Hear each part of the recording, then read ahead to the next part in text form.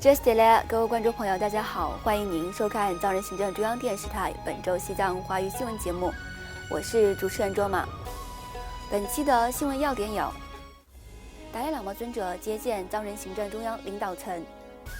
司政边巴次仁出席印南顿丹林藏人定居点成立50周年庆典；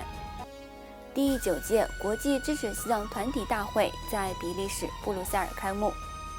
外交部长诺增庄玛出席郭勒嘎桑普扎西藏学校建校50周年庆典。澳洲藏人在坎佩拉全国多元文化节上展示西藏文化。日本各支持西藏团体召开年度会议。驻台湾代表葛桑坚参会见台湾驻法国大使吴志忠。下面请看详细内容。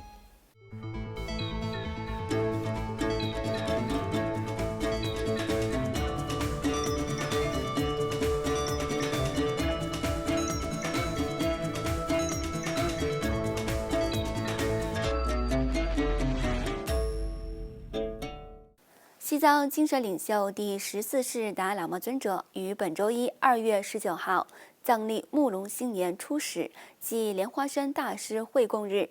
在印北达兰萨拉的行宫祈请乃琼护法神期间，特别接见了议长康波苏南丹培、司政边巴次仁、助理法官丹增隆多、教育部长塔兰卓玛和安全部长加日卓玛等藏人行政中央民主3大支柱的领导层。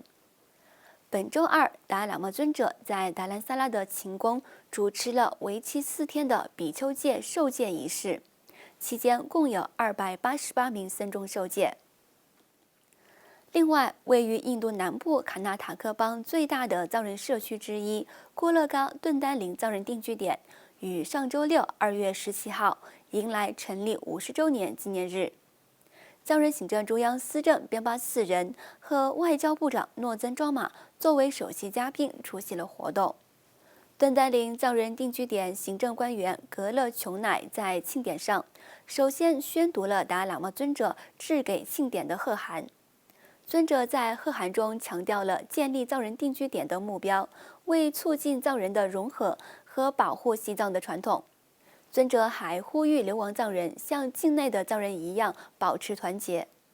司政边巴次仁在庆祝活动上发表演讲时，敦促藏人民众将尊者的建议转化为行动，并介绍了第16届噶夏为通过中间道路政策尽快解决藏中冲突、争取国际支持方面的努力。在为期1天的庆祝活动上，主办方举办了一系列文化表演及颁奖活动，并向前定居点官员和其他非政府组织的成员颁发奖章，感谢他们为该定居点做出的贡献。与此同时，为期4天的第9届国际支持西藏团体大会于2月23号在比利时布鲁塞尔开幕。西藏人民议会议长康波苏南丹培、司政边巴次仁和外交部长诺增庄玛于周4上午抵达布鲁塞尔机场，受到驻布鲁塞尔代表仁增屈真根康及当地藏人民众的欢迎。当天晚间，大会主办方在布鲁塞尔市中心松恩酒店设晚宴，欢迎参加第9届国际支持西藏团体大会的各方代表。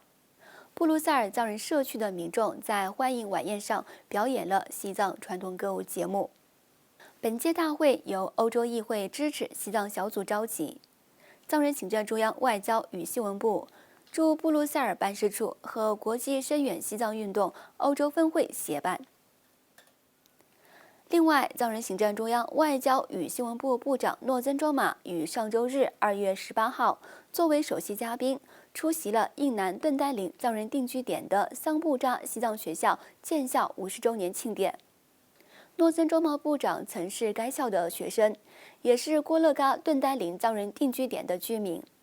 他在庆典上致辞时，对50多年来为学生提供优质教育的历任校长、教师和工作人员在过去的50年里为学生提供优质教育方面所做出的贡献表达赞赏和钦佩。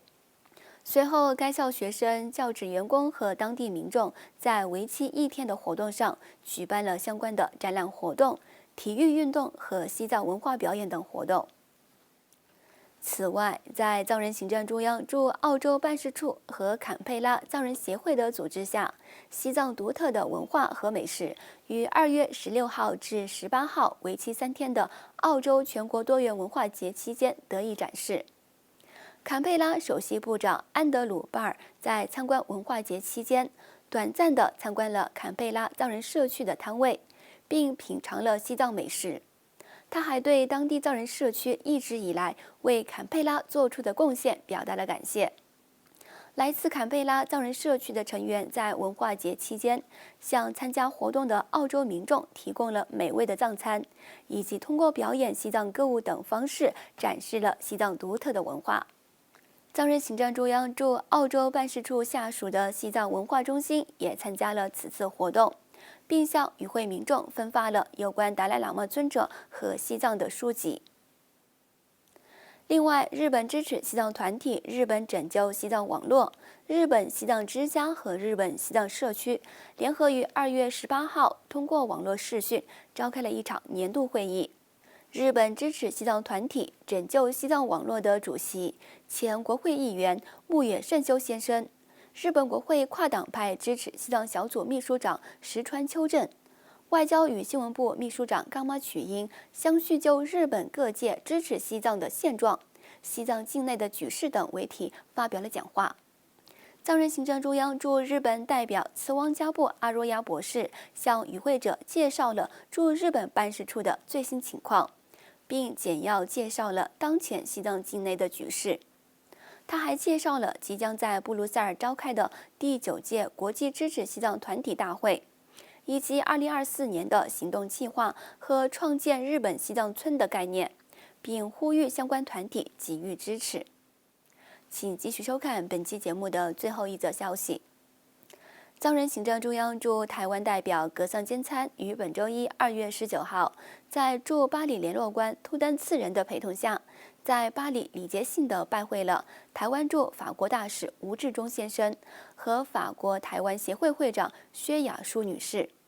双方在稍后举行的会议上，就共同关心的话题以及未来台藏双方的合作等议题进行了深入的讨论。观众朋友，以上就是本期节目的全部内容。欲了解更多有关西藏境内外的讯息，请登录屏幕下方的网址。